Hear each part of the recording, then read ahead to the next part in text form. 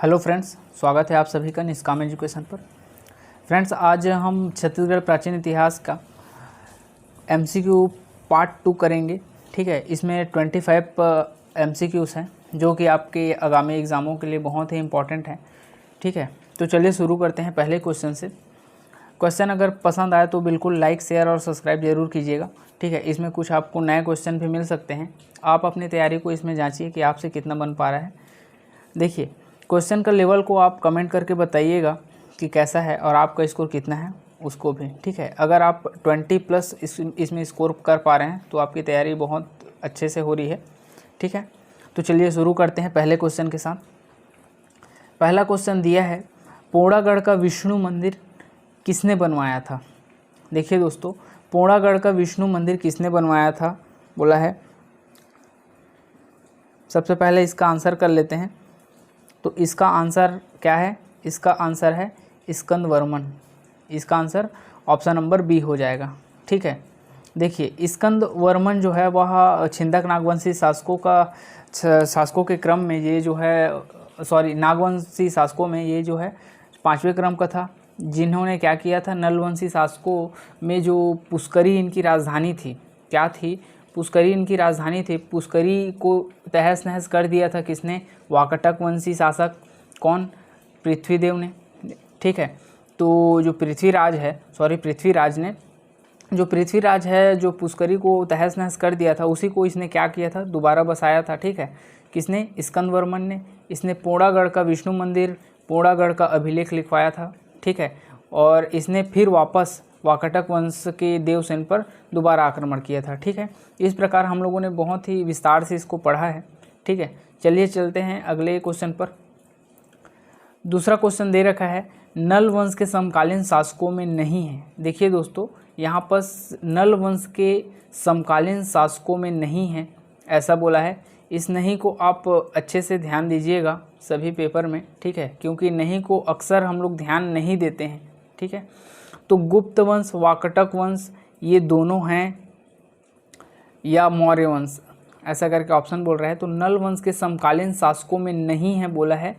तो देखिए, ये मौर्य वंश जो है वह नहीं था। ठीक है, नल वंश के समकालीन शासकों में नहीं था, अर्थात इसका आंसर क्या होगा? आंसर क्या होगा? यही होगा, ऑप्शन डी हो जाएगा। ठीक है, यही नहीं है, ये दोनों तो है। ठीक है, चलिए चलते हैं अपने अगले क्वेश्चन पर। अगला क्वेश्चन दिया है, कांकेर के सोमवंश के संस्थापक हैं।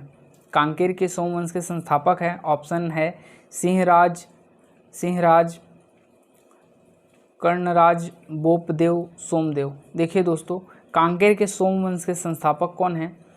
तो आप आंसर कर लिए होंगे। इसका संस्थापक है, माना जाता है सिंहराज को। ठीक है, सिंहराज को इसका संस्थापक माना जाता है। चलिए चलते हैं अगले क्वेश्चन पर। अगला क्वेश्चन है, पाली के शिव मंदिर का निर्माण किस सदी में हुआ था। पाली के शिव मंदिर का निर्माण किस सदी में हुआ था? तो ऑप्शन है 11वीं शताब्दी, 12वीं शताब्दी, 9वीं शताब्दी, 10वीं शताब्दी। तो बताइए क्या हो जाएगा इसका आंसर? इसका आंसर क्या हो जाएगा? तो इसका आंसर हो जाएगा 10वीं शताब्दी में। ठीक है, 10वीं शताब्दी में हो जाएगा, क्योंकि 11वीं शताब्दी तो नहीं आएगा, 12वीं शताब्दी नहीं। देखिए, जो बाणवंशी शासक है उनके ही द्वारा क्या करवाया था, पाली का शिव मंदिर का निर्माण करवाया था। और बाणवंशी शासकों का क्रम ही था 900 से शुरू होकर के आगे चला था, तो वो 10वीं शताब्दी के लगभग वो आ जाता है। ठीक है, चलिए चलते हैं अगले क्वेश्चन पर।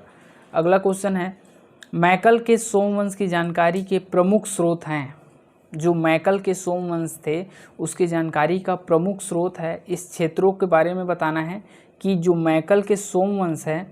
ठीक है, मैकल अर्थात जो अमरकंटक वाले क्षेत्र में गए थे सोमवंश। देखिए दोस्तों, शुरू में क्या होता है, पांडु वंश चलता है। ये पांडु वंश ही क्या होता है, आगे चल करके मैकल के सोमवंश में बढ़ जाते हैं। ठीक है, इधर कांकेर के सोमवंश में, फिर उड़ीसा के सोमवंश में जा कर के बढ़ जाते हैं। तो जो मैकल के सोमवंश है उनकी राजधानी तो अमरकंटक थी, अमरकंटक उनकी राजधानी थी, लेकिन उनका जो जानकारी है वह हमें मिलता है मल्हार ताम्रपत्र से। तो इसका करेक्ट आंसर क्या हो जाएगा?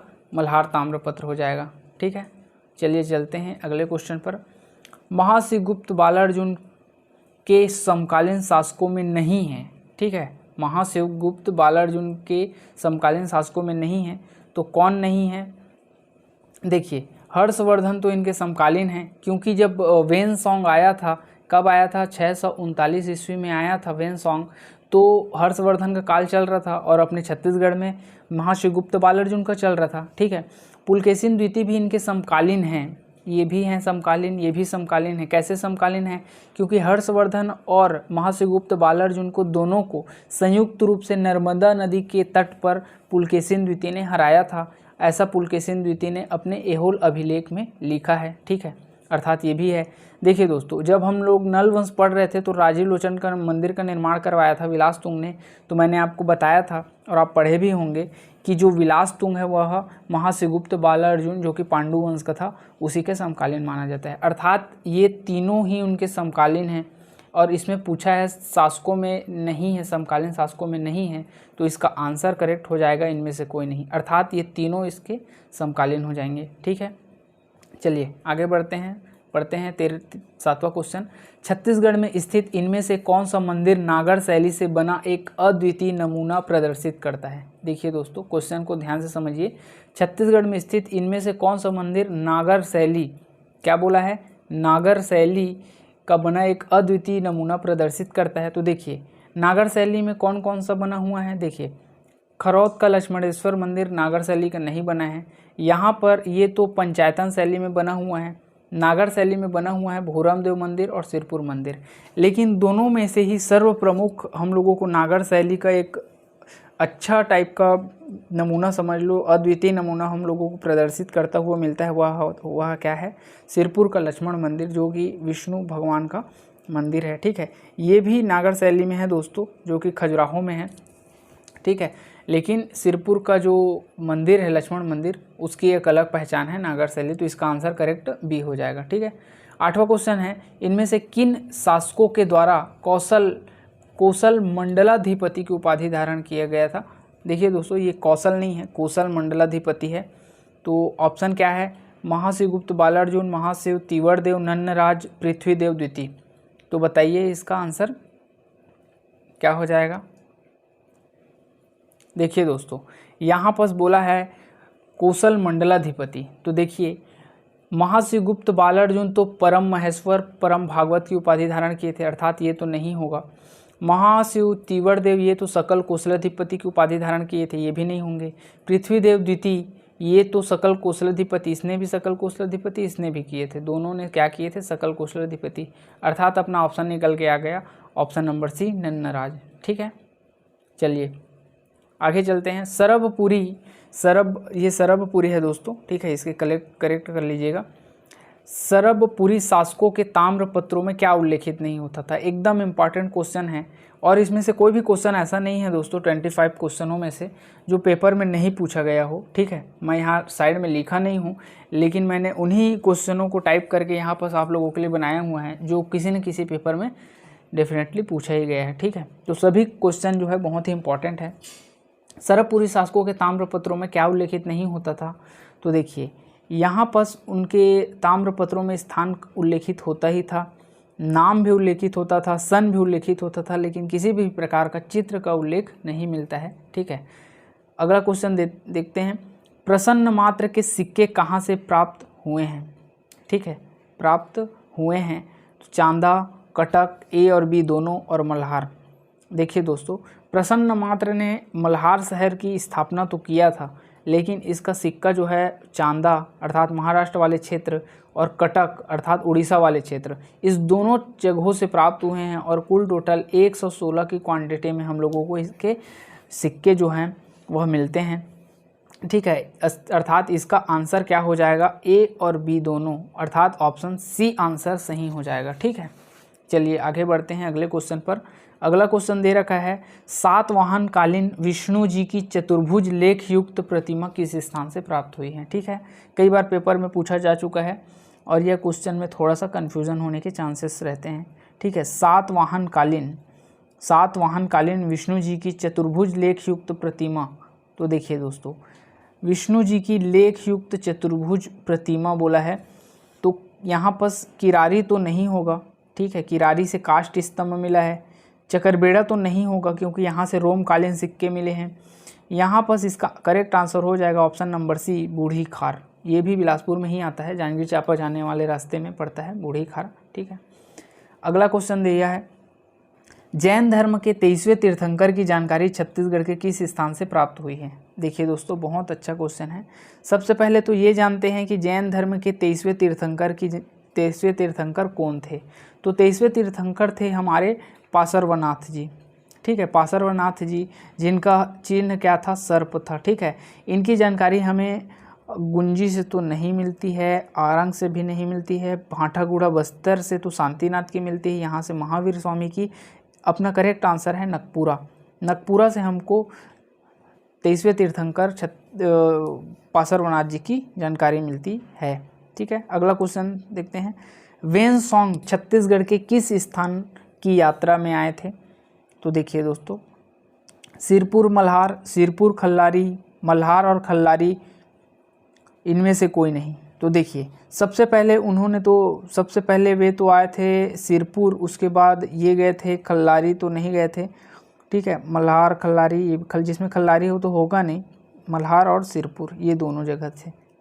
देखिए दोस्तों, आपको ना एलिमिनेट करना पड़ेगा। ठीक है, क्वेश्चनों को एलिमिनेट करना पड़ेगा, अर्थात चार ही ऑप्शन रहते हैं, तो जो ऑप्शन नहीं है उसको काटना सीखिए, तो जो है वो तो निकल के सामने आ ही जाना है। ठीक है, अगर डायरेक्ट पता है तो तब तो बहुत अच्छी बात है, और जैसे नहीं पता है तो वैसे आप कर सकते हैं। अगला क्वेश्चन दे रखा है 14वें नंबर का, महाभारत के किस पर्व में छत्तीसगढ़ का नाम कौशल उल्लेखित है? देखिए दोस्तों, बहुत ही इंपॉर्टेंट क्वेश्चन है, ये पेपर व्यापम में कई बार पूछे जा चुके हैं। ठीक है, महाभारत के किस पर्व में क्या उल्लेखित है? तो महाभारत के किस पर्व में छत्तीसगढ़ का नाम कौशल पड़ा है? ठीक है, तो भीष्म पर्व, इसका डायरेक्ट आंसर याद रखिएगा आप लोग, इसका आंसर हो जाएगा सभा पर्व। ठीक है, सभा पर्व में क्या हुआ है? छत्तीसगढ़ का नाम कौशल उल्लेखित हुआ है। ठीक है, चलिए बढ़ते हैं अगले क्वेश्चन पर। छत्तीसगढ़ के किस स्थान से माता सीता के हरण होने का साक्ष्य मिला है? देखिए दोस्तों, आप लोगों को पता होगा, आप लोगों ने रामायणकालीन क्षेत्र जो है वह छत्तीसगढ़ से पढ़े होंगे। ठीक है, इसमें जो है कांकेर से हमको क्या मिलता है? माता सीता के हरण होने के साक्ष्य मिलते हैं। इसके अलावा धमतरी से हमको सिंगी ऋषि आश्रम, ठीक है, अगस्त ऋषि का वर्णन, बलौदाबाजार के तुरतुरिया से लव कुश का जन्म। ठीक है, इसके अलावा वाल्मीकि आश्रम, जांजगीर चांपा से क्या? तो जांजगीर चांपा के खरौद से हमको मिलता है क्या? खरौद से जानकारी मिलती है। ठीक है, खरौद से लक्ष्मणेश्वर मंदिर। ठीक, उसके बाद खरौद जांजगीर चांपा के शिवरी नारायण से हमको मिलता है माता सबरी के जूठे बेर खिलाने के साक्ष्य। ठीक है, सबरी आश्रम, पतंग मुनि की शिष्य थी सबरी जी। ठीक है, चलिए आगे बढ़ते हैं। छत्तीसगढ़ के किस स्थान से लाल रंग से रंजित शैल चित्रों का साक्ष्य मिला है? लाल रंग से रंजित शैल चित्रों का साक्ष्य मिला है, तो इसका आंसर क्या हो जाएगा? चलिए लगा लिए होंगे अभी तक। देखिए दोस्तों, इसका आंसर हो जाएगा कबरा पहाड़, अर्थात आपका ऑप्शन नंबर बी करेक्ट सही हो जाएगा। ठीक है, चलिए आगे बढ़ते हैं। 17 नंबर दे रखा है, छत्तीसगढ़ के किस स्थान से सर्वाधिक पाषाण घेरे मिले हैं? ठीक है, सर्वाधिक पाषाण घेरे मिले हैं, तो इसका आंसर बताइए। इसका आंसर हो जाएगा गढ़धनौरा। देखिए दोस्तों, कुल टोटल 500 की क्वांटिटी में हम लोगों को गढ़धनौरा, जो कि कोंडागांव में स्थित है, इस स्थान से हम लोगों को क्या मिला है? पाषाण घेरे मिले हैं। पाषाण घेरे में क्या होता है कि जो मृतकों को क्या करते थे, उसमें दफना देते थे, साइड में पत्थरों को घेरते थे, उसके ऊपर में एक बड़ा पत्थर रख देते थे, और वही पाषाण घेरे कहलाता था। ठीक है, ऐसे पाषाण घेरे हम लोगों को गढ़धनौरा, जो कि कोंडागांव में है, वहाँ से 500 की क्वांटिटी मिले हैं। इसकी खोज जो है रमेंद्र मिश्रा और डॉक्टर कामले एवं मिश्र दोनों के द्वारा किया गया था इसका खोज। ठीक है, चलिए बढ़ते हैं अगले क्वेश्चन। ज्यामिति आकार की बहुरंगी शैल चित्र छत्तीसगढ़ के किस स्थान से प्राप्त हुए हैं। देखिए दोस्तों, ये कौन सी आकृति बोला है, तो सबसे पहले तो इसी को देखिए, ज्यामितीय आकार की बोला है। ठीक है, ज्यामितीय आकार की बहुरंगी शैल चित्र किस स्थान से मिला है बोल रहा है। तो इसको डायरेक्ट आप याद रखिए। देखो, ज्यामिति बोला है, ठीक है, और इसको आप याद रखिए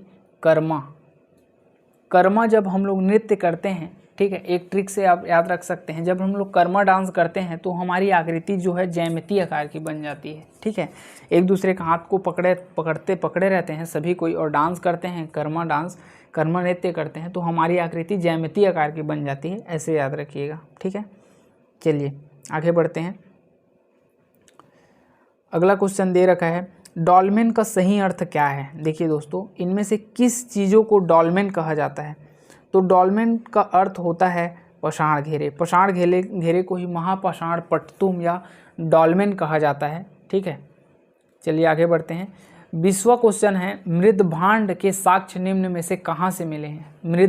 मृदभांड अर्थात होता क्या है, इसे याद रखिए। सबसे पहले मृदभांड मतलब होता है जो कुम्हार लोग घड़ा वगैरह बनाते हैं ना, उसी को मृदभांड कहते हैं, अर्थात मिट्टियों के द्वारा बनाए गए बर्तनों को मृदभांड कहा जाता है। ठीक है, तो मृदभांड के साक्ष्य कहाँ से मिले हैं, तो मृदभांड के साक्ष्य जो हैं वह करका भाटा से मिले, अर्थात ऑप्शन डी हो जाएगा। ये जो कपड़ा पहाड़ लिखा गया है दोस्तों, ये जो है एक्चुअली कबरा पहाड़ लिखा है। ठीक है, कबरा पहाड़ है ये, इसमें कंफ्यूज नहीं होइएगा। अपना आंसर है करका भाटा, जो कि बालोद में है, यहाँ से मृदभांड के साक्ष्य मिले हैं। ठीक है, 21वें नंबर क्वेश्चन दे रखा है, छत्तीसगढ़ किस स्थान से सबसे प्राचीन शैल चित्र मिले हैं। देखिए दोस्तों, सबसे प्राचीन शैल चित्र बोला है, यहाँ पर ध्यान दीजिएगा, प्राचीन शैल चित्र बोला है। प्राचीन शैल चित्र हमेशा जब भी लगाना सिंघनपुर लगाना, और सार्वधिक शैल चित्र कबरा पहाड़ लगाना। ठीक है, और शैलाश्रयों का गढ़ रायगढ़ को लगाना। ठीक है, तो इसका अपना आंसर क्या हो जाएगा, सिंघनपुर हो जाएगा, सॉरी। 22वां क्वेश्चन है, हस्तचलित कुदाल छत्तीसगढ़ के किस पाषाण काल के उदाहरण है। हस्तचलित कुदाल अर्थात हस्तचलित कुदाल छत्तीसगढ़ के किस पाषाण काल से मिले हैं। हमारे पास 4 पाषाण काल हैं, उनमें से किस पाषाण काल से मिले हैं, तो पूरा पाषाण काल से मिले हैं हम लोगों को हस्तचलित कुदाल। ठीक है, चलिए आगे बढ़ते हैं। 23वें नंबर का क्वेश्चन है, रामायण काल के दौरान दंडकारण्य में किस वंश का साम्राज्य था। ठीक है, रामायण काल के दौरान दंडकारण्य में किस वंश का साम्राज्य था। तो देखिए दोस्तों, इसमें किस वंश का साम्राज्य था, तो इसमें साम्राज्य था कोसल वंश, तो नहीं आएगा क्योंकि ये छत्तीसगढ़ में था। ठीक है, ये दोनों तो नहीं होगा, अर्थात ये तो था ही नहीं, तो ये दोनों कहाँ से हो जाएगा। इक्ष्वाकु वंश का साम्राज्य था, कहाँ था, तो दंडकारण्य में इक्ष्वाकु वंश का साम्राज्य था रामायण काल के दौरान, और ऐसा माना जाता है कि यही इक्ष्वाकु का पुत्र था जिसका नाम था दंडक, और इसी दंडक का साम्राज्य कहाँ था, तो इस दंडकारण्य में था। इसी कारण इस दंडक की वजह से ही इस क्षेत्र का नाम दंडक पड़ा, ऐसी जनश्रुति के अनुसार किंवदंतियाँ प्रचलित हैं। ठीक है, ऐसे याद रखिए, रिलेट करने की कोशिश कीजिएगा दोस्तों आप लोग। ठीक है, पढ़ते हैं तो इससे जल्दी आसान तरीके से याद होने के चांसेस रहते हैं। चलिए 24वां क्वेश्चन है, सेकंड लास्ट क्वेश्चन, विश्व का प्राचीनतम नाट्यशाला माना जाता है। विश्व का प्राचीनतम नाट्यशाला माना जाता है, तो आप सभी लोगों को पता होगा विश्व की प्राचीनतम नाट्यशाला हमारे छत्तीसगढ़ में ही मौजूद है, और छत्तीसगढ़ के सरगुजा जिले के रामगढ़ पहाड़ी के सीता बेंगरा गुफा, अर्थात आपका ऑप्शन नंबर बी सही हो जाएगा। सीता बेंगरा गुफा को माना जाता है, ऐसा माना जाता है कि यह सीता बेंगरा गुफा में क्या है, एक तो स्टेज बना हुआ है जिसमें बहुत सारे आसपास में बहुत सारे हम लोगों को शैल चित्र मिलते हैं। ठीक है, अर्थात एक प्रकार से रंगमंच है, थिएटर जिसको बोलते हैं। ठीक है, विश्व की प्राचीनतम नाट्यशाला सीता बेंगरा गुफा को माना जाता है। ठीक है, क्योंकि बहुत पुरानी है। चलिए बढ़ते हैं अगले क्वेश्चन पर। यहाँ दिया है, सूतनका एवं देवदत्त का प्रेम प्रसंग का वर्णन किस स्थान से प्राप्त होता है। तो देखिए दोस्तों, ध्यान दीजिएगा, किस स्थान से सूतनका एवं देवदत्त के प्रेम प्रसंग का वर्णन का हम लोगों को साक्ष्य मिलता है, और स्थान कौन सा है, तो इसका स्थान हो जाएगा करेक्ट जोगीमारा की गुफा। देखिए दोस्तों, जोगीमारा की गुफा भी कहाँ है, रामगढ़ की पहाड़ी में है। ठीक है, और सरगुजा जिले में है। इन दोनों का प्रेम प्रसंग का वर्णन हम लोगों को मिलता है। ठीक है, इन दोनों का प्रेम प्रसंग का वर्णन हम लोगों को मिलता है, कहाँ से मिलता है, जोगीमारा से मिलता है। ठीक है, तो चलिए ये है अपने क्या है, ये अपने कुल टोटल 25 क्वेश्चन जो है कंप्लीट हो गए। ठीक है, 25 क्वेश्चन। इससे पहले हम लोगों ने 25 क्वेश्चन के एक और सीरीज़ को कंप्लीट कर लिया है। इस प्रकार कुल टोटल 50 क्वेश्चन हो गए दोस्तों हम लोगों के प्राचीन छत्तीसगढ़ इतिहास के। ठीक है।